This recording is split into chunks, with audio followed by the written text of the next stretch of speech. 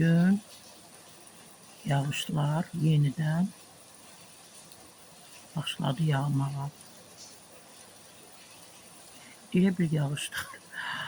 Düşmən kəsilib bizə. Ən çox da Bakıya. Sürətlə yağır.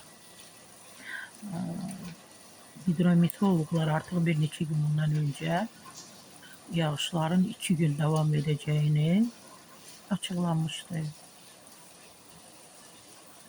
Bir neçə gün bundan öncə də belə bir neçə gün güclü yağışlar yağdı.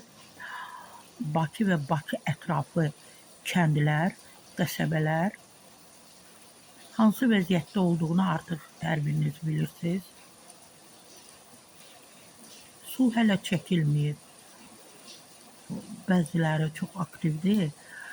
Orada yaşayan sakinlər, elə bizim media blogerlərimiz, tiktokerlərimiz, onlar məhz həmin məkanları, yəni qəsəbələri, kəndləri mütəmadi olaraq işıqlandırırlar, görüntüləri yayırlar.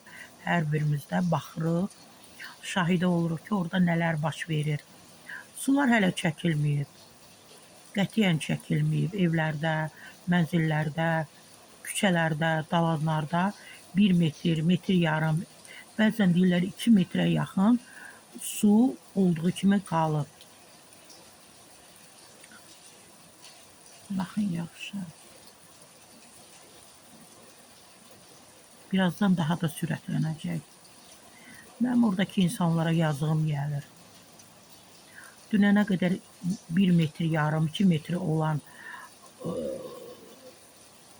küçələrdə hansı ki sular var, onlar inşallah bugün 3-4 metr olar. Ümumiyyətlə gediş-gəliş tamamilə dayanar.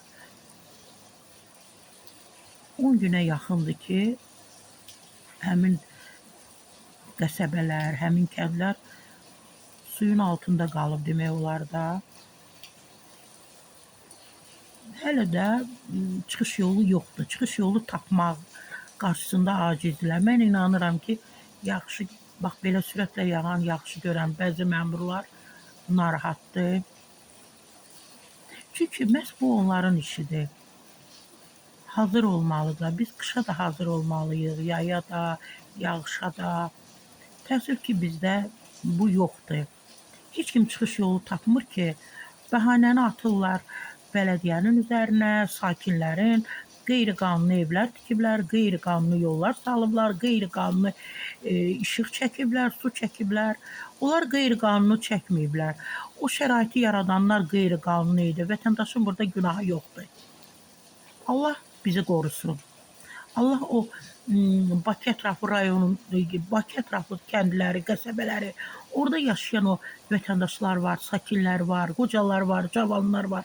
Allah onları qorusun bu yağışda.